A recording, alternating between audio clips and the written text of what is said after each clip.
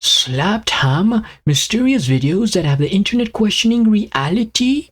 Well, we'll see about that. Luckily for you guys, I've been watching ghost videos for as long as I can remember. I am basically a paranormal aficionado. So I'll be able to cut through the BS here and let you guys know my real honest opinion on what we're about to watch. So let's tune in here to Slapped Ham.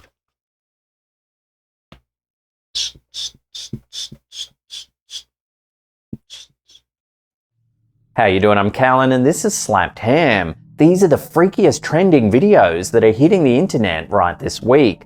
So hit subscribe and get ready for more creepy content, just like this.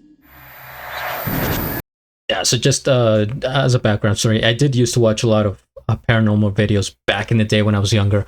I haven't been doing that much lately just because I've been trying to focus on music and just other content that is more uplifting. But I figured, you know what the heck, let's check this out and see what's going on with the recent world of the paranormal.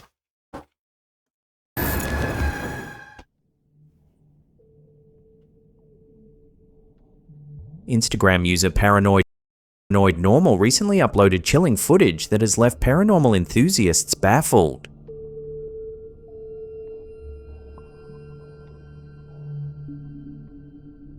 Allegedly sourced from official police security cameras, the short clip reveals an eerie apparition-like shape rapidly flying directly toward the camera lens.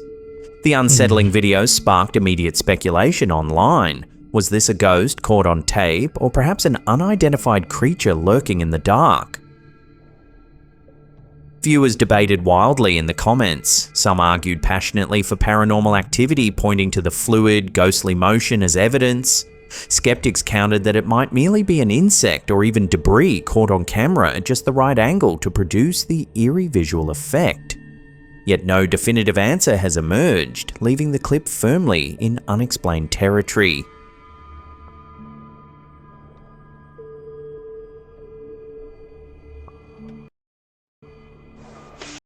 I think I'll just give you my verdict on each of the videos. I think it's a bug. It seems like it was closed to begin with, and it has such a random shape that I don't even classify that as ghostly. It's just sort of white blob with appendages, so I think it could be a spider, and the fact that it's going straight to the camera, then it gives it even more of a reason to not be a ghost, because why would a ghost is not going to go into the camera. I feel like that's firmly in unexplained. It was like a bug attracted by the camera lens or something. It's a bug. Territory.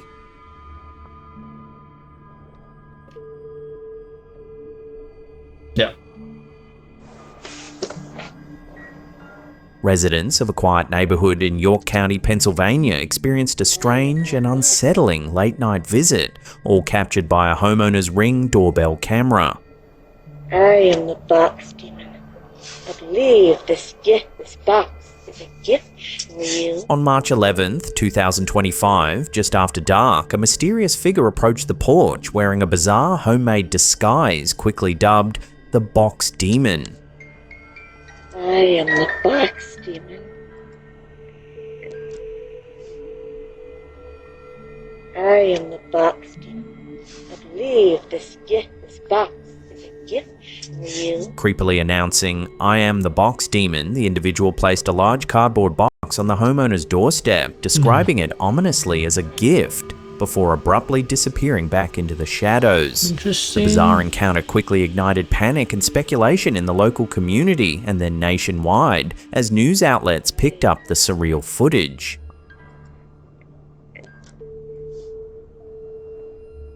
I am the box demon. I believe this box is a gift for you. Initially, neighbours expressed fear, with news anchors admitting the footage genuinely freaked us out. Theories about demonic prowlers or menacing clowns circulated widely online. No. However, authorities swiftly tracked down and interviewed the so-called demon, revealing a more mundane truth. It was simply a human prankster attempting a misguided viral stunt. That's literally what I was about to say. It's searching for clout. It's something viral. a joke. I thought it may be even somebody that lived on the house themselves. I am the box demon. A demon is not going to wear a tie-dye sweatshirt and have a flower on its face. That this is not demon related. It would either be a disturbed individual or a prank. And in this case, I guess we know it's a prank. I am the box demon. Though the cardboard box turned out empty, likely intended merely to unsettle, the motive behind the prank remains unclear. Even after police assurances that no threat existed, the box demon has lived on as an urban legend in social media retellings, an eerie testament to how easily a simple mask and mysterious proclamation can spark fear and fascination alike. I am the box demon. Yeah, kids, if any kids are watching this, don't believe this. Most of the things you see online are set up, are completely fake. There's no, like I said, a demon would not do this. And this is even like the opposite of demon. This is just childish. A bunch of colors, a flower, tie-dye. And I'm willing to bet that whoever did this was friends with the homeowner. Related even, I don't know, but they're definitely in on the joke. And it's just a stunt to go viral. Nothing beyond that, really. So don't get unsettled by an empty Amazon box. I believe this box is a gift for you. When NASA's Curiosity rover snapped photos of Mars's rocky landscape, few expected the images to ignite an alien conspiracy. Enter Scott C. Waring, a UFO researcher known for scouring NASA imagery in search of extraterrestrial secrets. In late 2022, Waring announced an astonishing discovery. What he claims is an ancient alien statue lying toppled among Martian rocks. Now look right over here. Zooming into a specific NASA photo, he points out distinct facial features. 2 eyes, a prominent nose, a mouth, and even what appears to be a crown-like structure atop the figure's head. Remarkably, he notes that one of the statue's eyes looks damaged, which he speculates resulted from the statue's fall. Waring presented his findings in a detailed YouTube video, enhancing the NASA image with color filters to highlight the supposed humanoid shape clearly. A broken sculpture had fallen from higher up and got lodged between a rock and the hillside itself. No. He argues this figure is definitive proof of an intelligent civilization that once inhabited Mars, though perhaps reptilian rather than human, due to the unusual facial structure. This isn't Waring's first provocative claim. Earlier, he suggested another NASA photo showed a miniature man-made doorway for tiny Martian beings.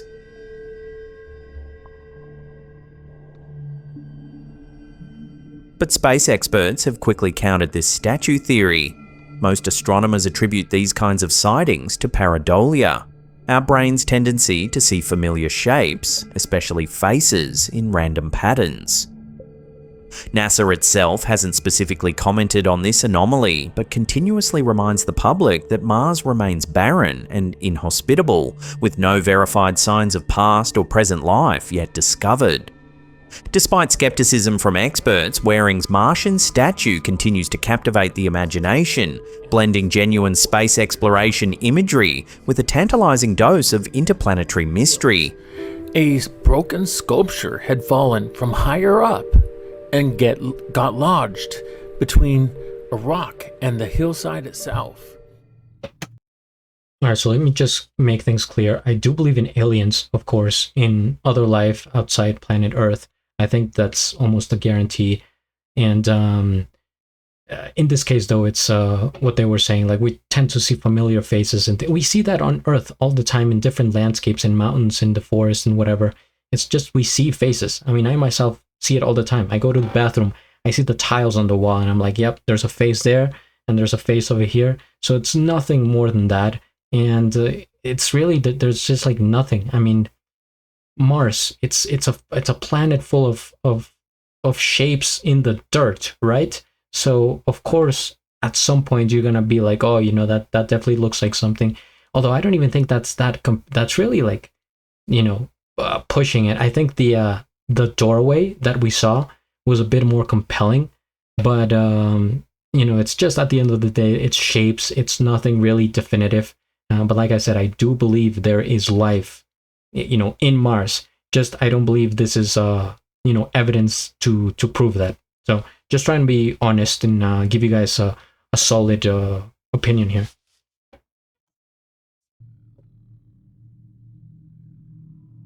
We've obviously covered this next photo before, but we recently This is coming back. came upon some interesting archival footage that shows it in a new light. When demonologists Ed and Lorraine Warren conducted their investigation of the notorious Amityville Horror House in 1976, they hoped to document proof of the supernatural, but even they didn't expect the chilling image they would later discover. Using a time-lapse infrared camera positioned upstairs near the bedrooms at 112 Ocean Avenue, the Warrens and their team captured an unsettling photograph. A young boy seemingly peering out from a doorway, eyes glowing brightly, almost ghostly white. And it's in the upstairs bedrooms. Just to the left there, you see what looks like a small boy's face looking out with bioluminescent eyes. No children were present during the overnight investigation, leading the Warrens to conclude they'd photographed an actual spirit, specifically the ghost of 9-year-old John DeFeo, who tragically died in the infamous 1974 murders that made the house infamous. Since its public reveal years later, the image, known as the Amityville Ghost Boy, has become one of the most widely recognised ghost photos ever captured, recently gaining renewed popularity through viral TikTok clips featuring Ed and Lorraine affirming its authenticity. Here are some snippets from their archived interview regarding the notorious image. It's in the upstairs bedrooms. Just to the left there, you see what looks like a small boy's face looking out with bioluminescent eyes. The interview continues, revealing strange details about the photo. This was the room of one of the young boys who was murdered there. Isn't that eerie? Now, a lot of people would say, well, is that the spirit of the young boy? No, it is not the spirit of the young boy, but it is a diabolical spirit with luminescent eyes that appears in that home to confuse the investigators. However, skeptics aren't so convinced. One prominent theory is that the figure in the photo was actually Paul Bartz, a member of the Warrens' investigative team. Critics suggest Bartz, an adult investigator, might have inadvertently knelt down to adjust equipment, momentarily glancing at the infrared camera as it triggered. The bright white eyes can be easily explained as a reflection from the infrared flash, similar to animals' eyes glowing in night vision or trail camera footage, creating that eerie deer in headlights effect. Additionally, Bartz was reportedly wearing a plaid shirt similar to the one seen on the figure, fueling arguments of mistaken identity. Despite these rational explanations, neither the Warrens nor Bartz himself have ever acknowledged any hoax or misunderstanding publicly. The image continues to captivate imaginations, standing as powerful symbolic proof for paranormal believers and a persistent puzzle for skeptics. Whether genuine ghost or simply a misinterpreted snapshot, the Amityville Ghost Boy remains an iconic and haunting piece of supernatural lore, inseparable from the enduring mystique of the Amityville horror legend itself. You see what looks like a small boy's face looking out with bioluminescent eyes. This was the room of one of the young boys who was murdered there. Isn't that eerie? So, important pause here because I think this is legitimate. I mean, it's one of the most legitimate that we've seen. Not in this video, but like in the history of paranormal research, and there's so much credibility to the Warrens, right? They're iconic from that era. They're really experienced, and they were, they're at the top there as ghost investigators. It all depends on like if someone was there or not. Like it's absolutely a face without a doubt. It's not like the story we just saw with the Mars, that it kind of looked like no, this is definitely a face. And oh, that's actually a lot clearer. It just like, was the guy there or not? That makes the whole difference. Seeing them side by side, it kind of looks like a shirt that the plaid shirt. So it's very similar. man, I would have to, really sit down and analyze this picture, but I have seen it many times before. I think it's it's legitimate, like it's not edited or anything. Like the only thing we have to figure out here is, was that guy in the picture or not? If he was, then it's simply that guy. If he wasn't, then it's a ghost. And like the Ed Warren said, it would be a demonic ghost posing as a child. What I would say here is that by the looks of it, I mean, this is kind of clear actually. We see through the holes inside the staircase, texture, design, and that looks like a shirt that looks like a torso even. And so I think you could speculate that somebody was kneeling down, adjusting a camera or something like they said. I think it could be the case. What's throwing me off here and what could make this legitimate is that the proportions in the face, I don't know, I'm sounding like some sort of scientific expert here. I'm not. But to me, the proportions seem like a child. Like the nose is way too close to the eyes, and the spaces are very small in between. And that's what you would see I mean, you saw it in the picture here, right? Look at the spaces here, small nose, boom, then the lips, as compared to like an adult. Although this guy himself, he has sort of small proportions. If taken at the right angle, I think we could confuse this with that guy. And they do make a compelling case here with the shirt. It looks very close to the picture here. Where is it? Where's that clear shot? So I don't know. I can't tell you definitively. I don't think anyone can. And it's really impossible to go back and be like, asking that guy, were you there? Do you remember? He'd probably be like, I probably not, but unless we know for sure, then this is going to be a mystery. But it's a close one. I will say that it's a very close one. It's just a mystery. It all depends on this guy. Okay, where were we? Was murdered there. Isn't that eerie? Now, in your investigations, have you come across any data or visual evidence like sonar readings or I did see this court case. underwater footage of these UAPs? When US Congresswoman Lauren Boebert from Colorado took the floor at a high-profile House oversight hearing on unidentified anomalous phenomena, UAP, on November 13th, 2024, few expected the conversation to plunge beneath the ocean's surface. During questioning, Boebert raised a provocative theory. Could extraterrestrials have established secret underwater bases here on Earth? And we've studied more of space than we had of our own oceans. And so are there any accounts of UAPs emerging from or submerging into our water which could indicate a base or presence beneath the ocean's surface? This bold inquiry posed to a distinguished panel of former military and intelligence officials, including Luis Elizondo, a prominent figure once involved with the Pentagon's UFO program, wasn't entirely out of nowhere. I don't know about a base, but as I mentioned, I had a different source entirely describe this pretty extraordinary footage that exists of orbs, of an orb coming out of the ocean and being met by another orb. For decades, UFO enthusiasts have whispered about unidentified submerged objects, USOs, mysterious craft said to vanish beneath the waves. Citing such rumours, Boebert pressed the panel to confirm whether any credible evidence supported the existence of hidden extraterrestrial facilities in Earth's oceans, from coastal waters to the deepest ocean trenches. The dramatic exchange took place against the backdrop of increasing congressional pressure for transparency about unexplained aerial sightings reported by Navy pilots, including objects described as transmedium, capable of seamlessly transitioning from air to underwater environments. Boebert's question, though sensational, spotlighted genuine concerns about how little is publicly known regarding some of these enigmatic sightings.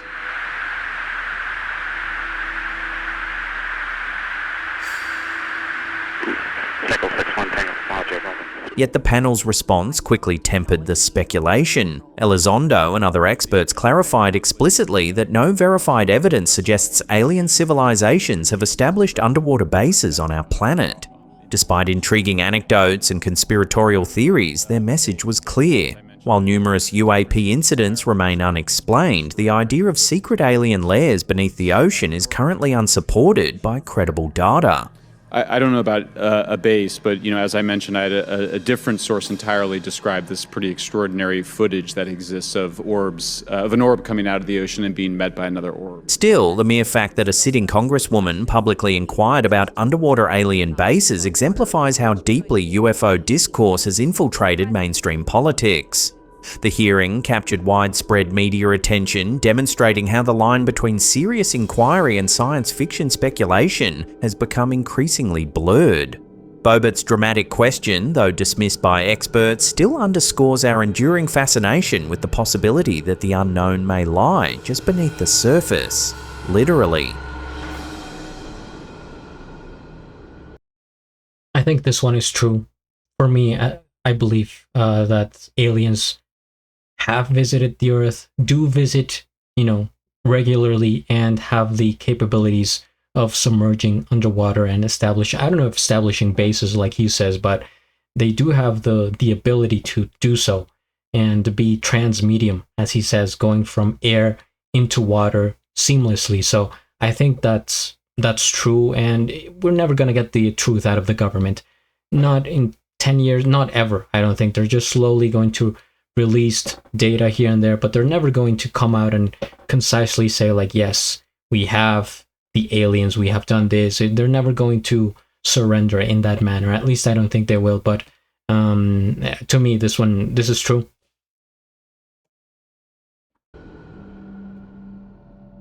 Well, you're going to think I'm crazy. There's something that just went from right to left to right in a blink and then flashes lights 3-4 times and vanished. In an astonishing encounter on a recent JetBlue flight, seasoned pilots witnessed an unidentified flying object performing maneuvers so extraordinary, even experienced aviators were left stunned.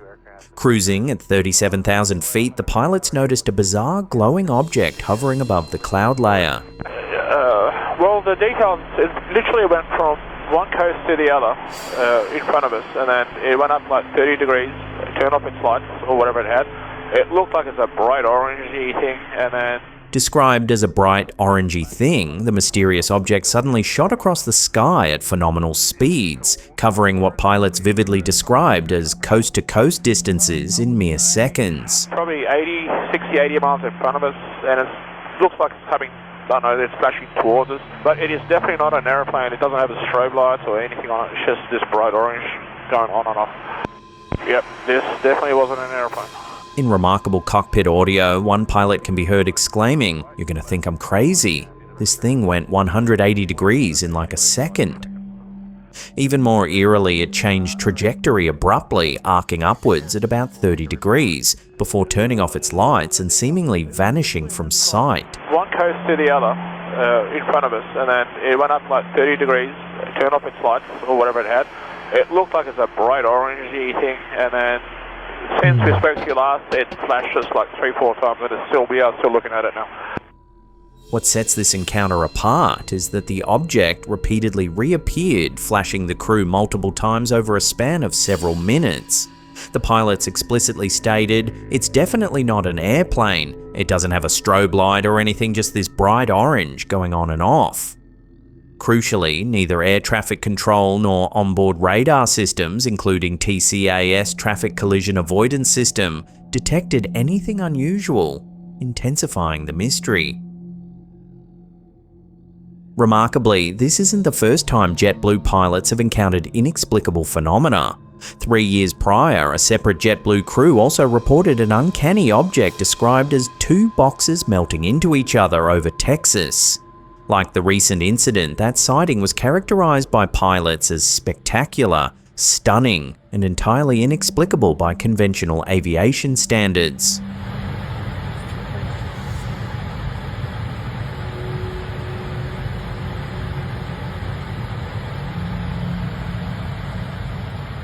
These incidents are contributing to an increasingly prominent pattern. Pilots worldwide, from commercial aviators to military personnel, are reporting UFO or UAP sightings with growing frequency and urgency. This JetBlue encounter, with its detailed descriptions and genuine astonishment captured live, adds significant credibility to the ongoing conversation about unexplained aerial encounters. While skeptics still search for natural explanations, these recurring pilot reports, accompanied by cockpit recordings and videos, have elevated UFO discussions from fringe speculation into mainstream discourse, leading many to ask openly, what exactly are experienced pilots encountering at 37,000 feet, and why are these encounters becoming ever more common in our skies?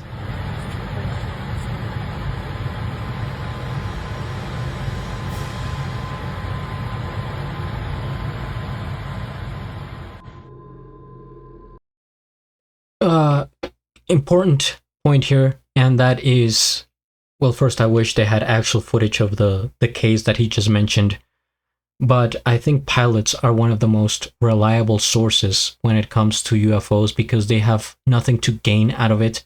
They have a very serious job, and if anything, they could get released, they could get fired for reporting something like that. Whenever they see something, I mean, they have experience on the air. They know what a plane looks like, what a bird, what a hot air balloon, what a meteorite, what all these things look like, because they spend so much time, flying a plane. So they know it. They're reliable. And if they report the UFO, the people that don't believe in aliens and UFOs, they're going to think they're crazy. So they lose, to those people. And the people that do believe in aliens and know that they're real, such as the government and those secret agencies, they're going to tell the pilot to shut up and keep it to himself if he wants to keep his job, right? So the pilots have nothing to win if they say this sort of thing, which puts some more like emphasis on their reliability and their trust to report. It's different as if it was just someone on the plane, right? And that also reminds, like, whenever I'm on a plane, I have my eyes glued to the window. That's like the one thing I look out for, is like, please God, let me see a UFO on this flight. And that's always my mission every time I go on a plane, which is not common at all. It's very rarely, but whenever that happens, it's just like, please, I need the window seat and I need to see something. And so, yeah, I believe it for sure. I'm sure there's been many cases, and most, I would say, go undocumented because, like I said, pilots, people that are, in these positions, they're gonna be looked at as clowns, as like sarcasm, and not treated properly. The more we, like, as time goes on, there is more credibility to these sightings, and people understand, like, oh, this is a serious issue. Maybe we should look into it and believe them, at least document what's going on, and not take it as like, oh, this is a joke or whatever. So pilots, very credible testimony, and I do believe that they have seen many, many things on the air. They just, most don't talk about it out of fear.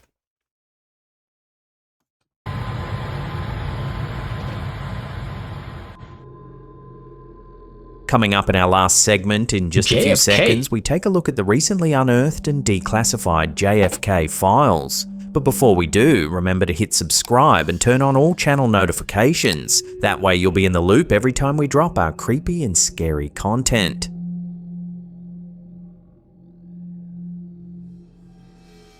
In March 2025, the US government finally opened its vault, releasing over 77,000 previously classified pages related to President John F. Kennedy's 1963 assassination, one of the most enduring mysteries in American history.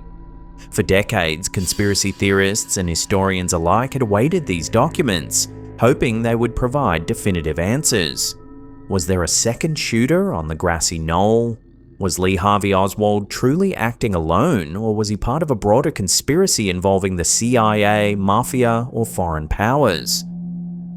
The newly revealed files, made public by the National Archives under a long-delayed mandate from the JFK Records Act of 1992, spanned far beyond Dallas. They detailed secret Cold War operations in places like Mexico City, Moscow, and Havana, illuminating covert CIA activities that had been shrouded in secrecy for generations. Particularly intriguing were documents showing extensive CIA surveillance, including intercepting Oswald's mail during his time in the Soviet Union and monitoring his visits to Cuban and Soviet embassies in Mexico City just weeks before the assassination. Yet despite these intriguing revelations, investigators at the University of Virginia's Center for Politics concluded that none of the newly released material overturned the Warren Commission's original finding Lee Harvey Oswald was the sole assassin. There was no concrete evidence of a second shooter, nor was there proof of direct involvement by the CIA, KGB, Mafia or Cuba. But what emerged vividly was a portrait of intense government paranoia and widespread covert operations, ranging from failed assassination plots against Fidel Castro to audacious schemes involving sabotage, espionage, and even arranging feminine companionship to manipulate foreign leaders. For conspiracy believers, the absence of a definitive smoking gun may be disappointing, but the trove of files still offers tantalizing questions. Oswald's unexplained activities in Mexico, including clandestine meetings observed by CIA informants, one a Catholic priest doubling as an agent, leave unresolved mysteries about his exact motivations and connections. This gap will likely fuel ongoing speculation about possible external influences on Oswald's actions. The JFK files release marks a moment of historic transparency. Yet paradoxically, it underscores why conspiracy theories have persisted for over 6 decades. The layers of secrecy, the hidden Cold War dramas, and the government's long reluctance to reveal these documents have all fueled public suspicion. Even though the 2025 files reaffirm Oswald's guilt, they also highlight the complexities of espionage and secrecy that have kept doubts alive. Ultimately, the newly uncovered documents provide fascinating historical context but fall short of rewriting the tragic narrative of President Kennedy's death. The conspiracy theories may never fully fade, but at least now the public holds all known pieces of the puzzle, a bittersweet resolution to one of history's greatest mysteries.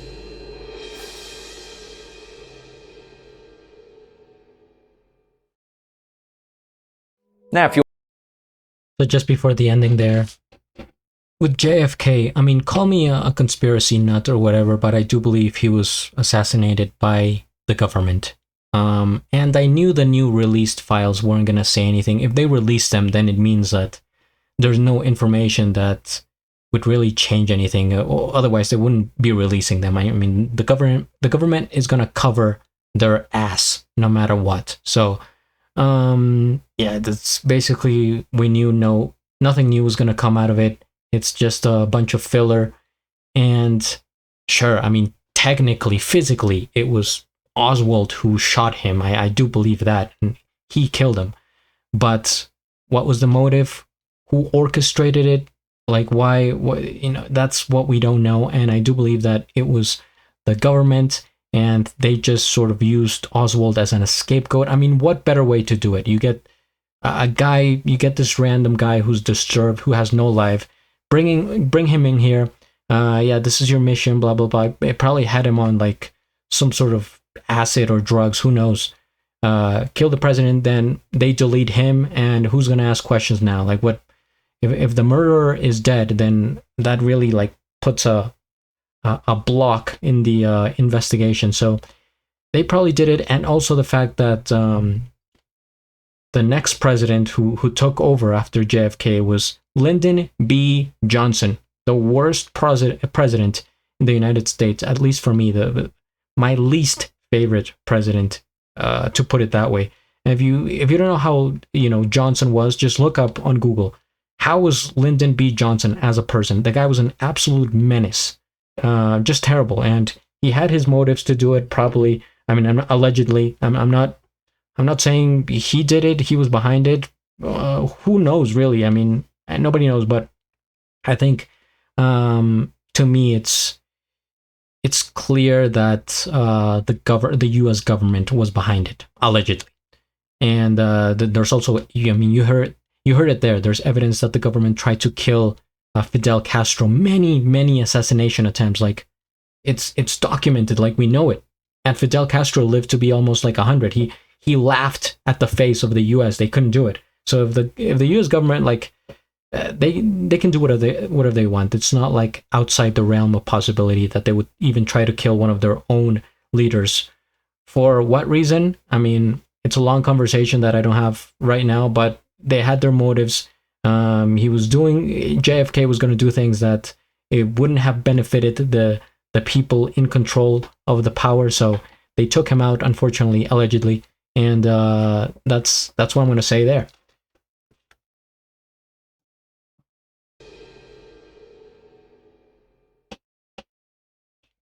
Now, if you want to watch some more scary ghost videos, then hit these 2 links right there. Remember to follow us on all our other socials as well. All the links are in the description box down below there. And that's it for me. I'll see you all next time.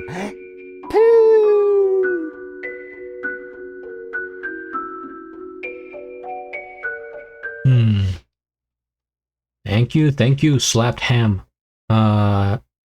Like the video, I am subscribed, and I have a link of the original video down in the description below. So yeah, guys, if you want me to react to more of this content, I am happy to do so. Just seems entertaining to me, like something different. You see some new things, some old things, and as always, I'll definitely, you know, be honest with my commentary, tell you guys what I think it's truth, what I think it's false, and everything in between. So hit the like, subscribe, and at the end, do a flip. Till the next.